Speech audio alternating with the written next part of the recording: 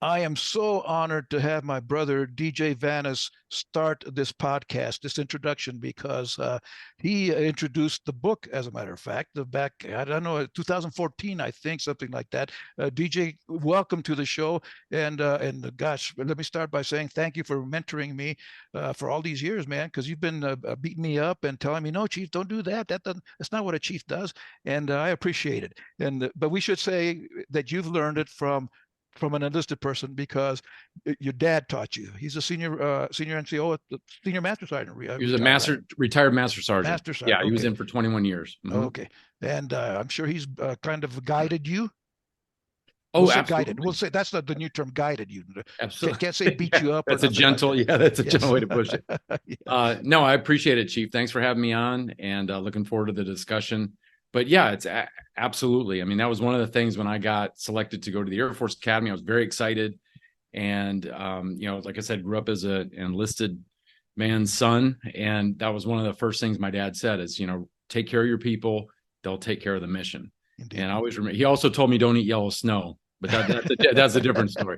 Yeah. But no, it was really great words of wisdom. And those weren't his alone either. He got those from another Right. mentor. And, he Right. was guided very well by, senior enlisted in his life. And, Yeah. and I was exposed to them even as a kid, Right. growing up, we'd have squadron picnics and, especially chief master sergeants were held in like awe, like when they Right. walked in, they were humble, they were quiet, but everybody respected them.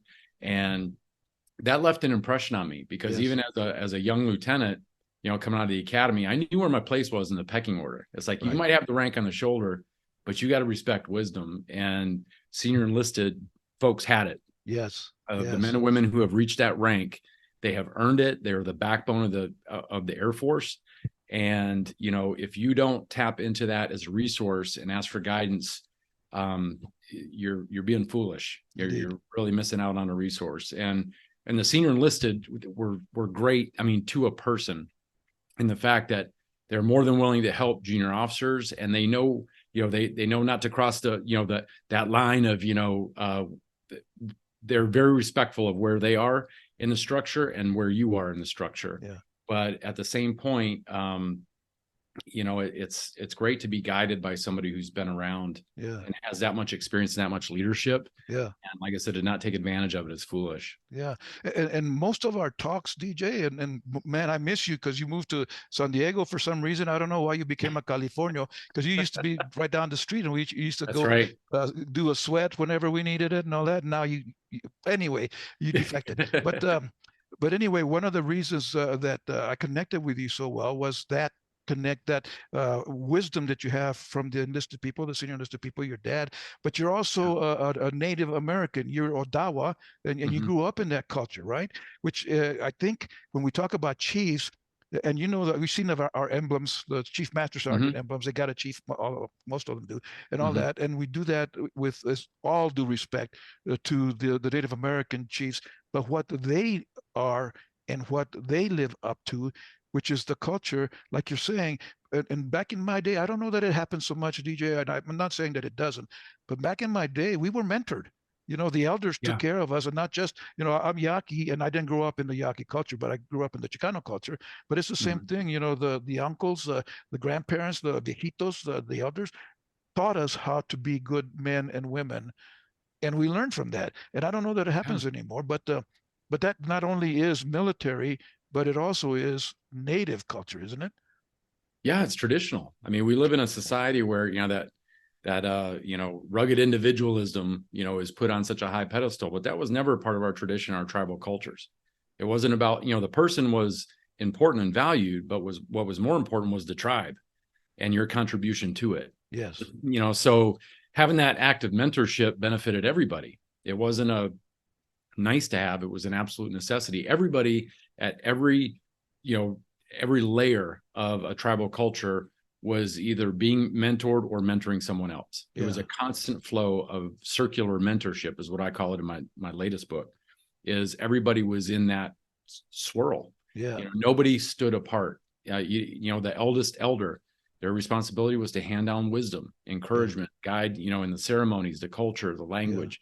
The youngest ones were being mentored to take on the roles of, as they progressed in age and stage of life to assume those responsibilities. It didn't happen automatically. And Right. that was one of the things about tribal cultures across the world that I think we're very, very good at that. And the military, I mean, in my experience, I had a good experience in that regard too. I felt like I had good mentorship a lot of the times. And when I didn't feel like I had it, I went out and sought it out because I knew how valuable it was. Yeah. And you say something that I connected with there, DJ, and that's that you assumed we, the elders in our cultures and in the old days, assumed that responsibility. We realized that it was our responsibility to mentor, and I call it air power, HEIR power, Yeah. the youngsters coming up. And again, I don't know that we do this even as a, and not just in the military. Again, in the culture, I don't. I'm on what is it? LinkedIn, I think is the name of the platform, and Right. what the conversations that are happening there. I'm thinking, man, this is easy stuff. If you did what I was taught to do, you wouldn't have to work. These are dumb conversations, really. But I'm not sure that mentoring is happening anymore. And Yeah, you're like I out said, there. I think there's such an emphasis on that rugged individualism that if it's up to, if it's going to happen, I've got to do it all, Mm, and it's kind of, it's a very individualistic kind of lone wolf type of mentality. But you're only going to get so far in life and your career operating that way, yeah, and I write in my, latest book several times, and I always say this in my live programs is, warriors never fought alone. And the right, reason why, because that's dumb. right. You are only ever going to achieve so much on that battlefield fighting by yourself. Yeah, We always surround ourselves with other warriors. You yeah, want to be courageous and strong. Surround yourself with courage and strength. yeah, You want to, if you're going to allow negativity, and criticism into your life, surround yourself with that group. This is why we have to choose the tribe that we surround ourselves with. But warriors never fought alone because we're not built that way. yeah. I was taught by my elders we're a lot more like bees and ants than we are like eagles. We need each other. We're better when we're with each other or with the right people. Let's be clear. Yes, yeah, Yeah, that's true. surround yourself with the right people. Right. But we're not supposed to do it alone. Yeah. We're social creatures by design. Yeah. And so that active mentorship is not watch how I'm doing it from a distance. Active mentorship is come over here and let's do this together. Right. Yeah. Let's have a conversation about what we're doing, how we're doing it, and why it matters. Yeah. That's active mentorship, and then checking on that person as you go. And I tried to do that when I was an active duty officer, with my teams. And when you get feedback all these, a couple decades later that you had an impact in somebody's life because of that, that's when you're on the right path. And I had mentors in my life that I thanked many years down the road because they did the same thing for me. Right. So it's paying it forward and you keep that circular mentorship going and everybody benefits. Indeed. I just, I collect thoughts, and I heard or I read one this sometime this week that was pretty cool. It says something to the effect of, "If I could do it all over again, I'd ask for help." That's a great quote. You know, Yeah, absolutely. probably an old guy because you don't think about that when you're young. I don't think, but anyway, I thought, yeah, that probably makes a lot of sense. But It and does as far as because, yeah, responsibility, like you said, DJ, I think because one of the purposes in this podcast is to help those new chiefs figure out how to be a chief. right. Seek the help. Right, there's nothing wrong with Yes, that. One of the things, and you remember back when you were on active duty, there was a stigma about connected to asking for help, particularly mental health. And right. we always said, oh, the corporate language was, it's okay, go seek it. But the nonverbals were at your own risk. At your own risk. Yeah, Yeah, right. which Yeah, did not help anybody. And I don't know that that's changed. Probably not, because there is still a risk. But interestingly, I know I have I'll say maybe half a dozen proteges who are chief proteges who have been through the bad stuff, the mental health stuff, yeah, and they did eventually seek help. And I'm thinking, man, that was the best thing you ever did, man, because otherwise, you're going crazy trying to, like you said, doing it all yourself because you can't yeah, do it. It's just impossible. It's just too big anymore. And right. but for a young chief, anybody, anyone, if Mhm. you need help, seek it. There's someone somewhere that will help. If nobody else, text me, write me, Bob Vasquez It's at bobvasquez.com, and I will guide you somewhere. I probably can't do it because I'm too old anymore, but I know someone who can help you, because that's what it takes, doesn't it? this is the paradox. I mean, we grow up in this society or in this structure that says to ask help is an expression of weakness, when to ask for help is the ultimate, it's the ultimate expression of courage, because it takes vulnerability to say, I'm struggling here, I need some help. But the thing is, when you realize why we're here, and it's to serve at our highest level, to be the best version of ourselves, when we get stuck and we don't get help, we're violating that role. We're violating that traditional warrior path, which was all about service, contribution. It wasn't about us. It was about how we could develop ourselves so we could have an impact on other people. Mm-hmm. And when we don't get the help that we need, when we just sit there in the corner and struggle and kind of just keep melting down, burning the candle at both ends and in the middle, we're not able to fulfill that role. And it does take courage to do that. I've done that in my life too. And I struggled with it internally before I got to that point. But my gosh, the only regret I have in asking for help when I needed it was that I didn't do it sooner. Yeah. That was the only regret. Yeah. And, there is still a stigma there, but you know what? I'm going to keep it PG, but to heck with the stigma. It's like, yeah, we need to get what we need. right, so we can be that version of ourselves that we want to be. Yeah. And that stigma, I think, DJ, is not perpetuated by those who are going to help you. It's an external thing. If it exists, it may not even exist. We make up stuff thinking that I'm afraid of something. Well, it doesn't even exist. Why are you afraid of it? And the harshest criticism comes from the people who are too scared to get help themselves. Indeed. That's one of the things that I found too. Yeah. The ones who are most judgmental, most critical are the ones who probably need help more than anybody and are too afraid to seek it out or accept it. Yeah. Yeah. Well, good advice from both of us. Those of you who are watching and who are listening, if you need help, seek it out, because someone is there to help you. No kidding. You're going to have to trust us. In your military experience, DJ, do you have, other than me and your dad, do you have any senior enlisted chiefs in particular who guided you in a particular direction? That Chief Brown that yelled at you and made you cry, or? Yeah. Actually, the biggest impact I had with chiefs in my life was when I was a teenager. Junior high, high school, like I said, going to those squadron picnics and being around chiefs. And, when I was when I became an officer, and even actually at the academy at the time, we didn't get exposed to enlisted folks the way that cadets now at the academy are, which I think is a great remedy to what we lacked when I was going through. Now there's a lot more enlisted involved, and there should be at the squadron level, so that cadets can get to interact and understand the enlisted world. Like I said, that's the backbone of our Air Force. And so, but I remember, like I said, being a teenager, hanging out with those seniors. Like I said, I transmitted, or would pick up on body language with, my dad and his fellow folks, when those chiefs would show up, like they were worthy of respect. Everybody treated them that way. Yeah. And the chiefs were always reciprocated. Yes. They just were, kind of calm, cool, collected, spoke even keeled. But when they said something, people responded. Yeah. And I always admired that. I thought that was like really, it just, even in my teenage mind, I was like, man, this is somebody who, I don't know, you'd want to emulate, that character, those values in action. Yeah. Because wow, they'd come into a room, or they'd come to a squadron picnic, and it was just the gravity changed. And I'll tell you what, I think, and I'm trying not to be egotistic or anything, but I am one now. The old chiefs know stuff. I remember back in the Philippines, one of my assignments there, we used to play a softball against the old chiefs, the retired chiefs. I don't know why they hung out, because the cost of living was cheap there, I guess. I suppose that's why.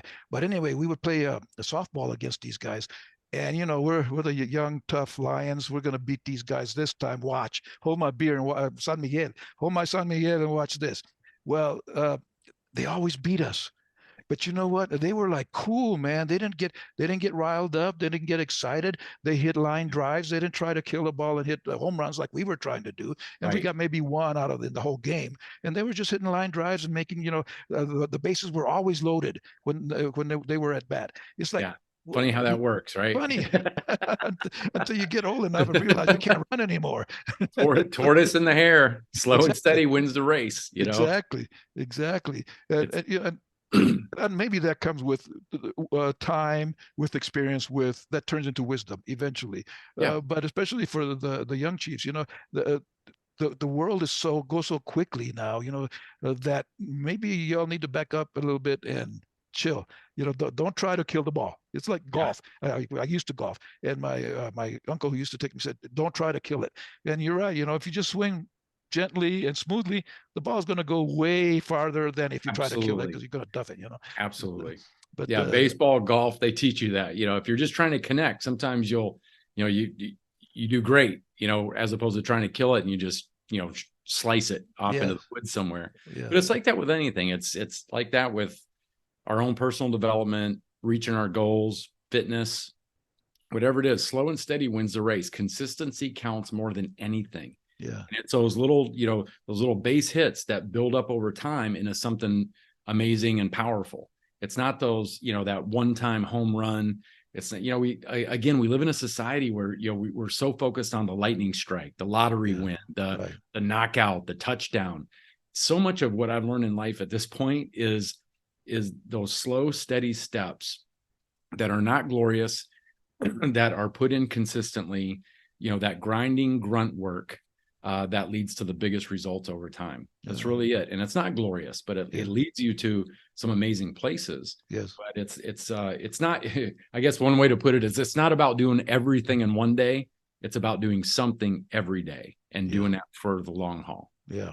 And that's that going to right get you where you thing, want to go, right? and doing the right thing. thing consistently. Because You got it. that old saying about practice makes perfect is a bunch of You got to malarkey. practice the right way, right? Exactly, or else you're really going to be perfectly wrong. That's Been there, it. done That's that. Yeah. As a matter of fact, do you remember, especially in your military career, DJ, really screwing up that Oh yeah. where you learned something? Yeah, those are the ones that stick with you forever, though. Yeah. That's the nice part, is when you embrace that and kind of, our ego gets bruised and, we get feelings hurt a little bit. But when we shake off the skulkiness and, kind of the poutiness, and you actually reflect, those are the best things, when you look back as far as lessons go, the things that really stick with you. Because when we go through, we don't learn much when things are going right. I mean, I wish that wasn't true. I really do. Yeah. But it is. I mean, when the sky's blue, our belly's full, bills are paid, and people are smiling, we don't learn much. But when things go pear-shaped, fall apart, go sideways, we learn a lot, and we learn it quick. And especially with those times where we came up short, made a mistake, got, crossed the line, got in trouble for something, whatever it is, the best thing you can do, apologize if it's appropriate, fix it if you can, learn the lesson and move on. Yeah. Embrace it as learning. And, that's what it will go into that wisdom kit, for the future. So we don't need to beat ourselves up or get angry. It's part of life. It's part of learning. Yeah. And sometimes going through those hard things bring out the best stuff in us we never knew we had. Yes. At least that's been my experience. And as we go through those things, I think, DJ, they create our identity, don't they? They make us who we are. I mean, you are, and I don't say this just because I want to blow smoke, but I love you dearly, and you have great experiences. You have great wisdom, and you have great ways of saying things that a lot of people appreciate. I mean, I'll never forget that monkey story from Michigan. And I'll never forget that day that I put you on stage in front of the cadets and you started taking your clothes off, man. Yeah. That was scary as could be. I can't tell you how scared I was. I thought I was going to jail. Oh my gosh. Well, and one of the times I was at the academy speaking to the seniors, I actually quoted the rapper 50 Cent. So I don't think there's too many speakers you brought back that can claim these things. Yeah, but well, and I got called on the carpet for that. But anyway, no big deal. But you've done a lot of things, and you're doing a lot of things. I mean, in your own life, you work a lot with Native American, especially kids. I think, right, teenagers. Well, that's where I started, and now I work with probably 70% of the work I do is across Indian country. So I've worked with over 500 tribal nations from the Arctic Circle of Alaska down to Florida and from Maine out to Hawaii. But the primary groups that I work with are service providers. So people who are serving others, who are fulfilling that traditional warrior role in contribution, fighting for something bigger than their own personal welfare, asking not what can I get, but what can I do on behalf of someone else or for someone else. And it's those service providers that work in healthcare, education, community building, that work with youth, tribal leadership, anybody who's in service to others. That's who I work with and serve. Yeah. I always look at my work as providing for the providers. Yeah, and we have. I mean, I don't know what the number. Do you know what the numbers are? I mean, we have natives who are part of the Air Force. I mean, particularly at the Air Force Academy, because I used to hang out with them a lot. But there were maybe I don't know, half a dozen or so at the academy at any one time. And there are native kids, youngsters in our military forces. Do they have problems with assimilating into? I mean, not only are you getting off the res and getting out of the culture.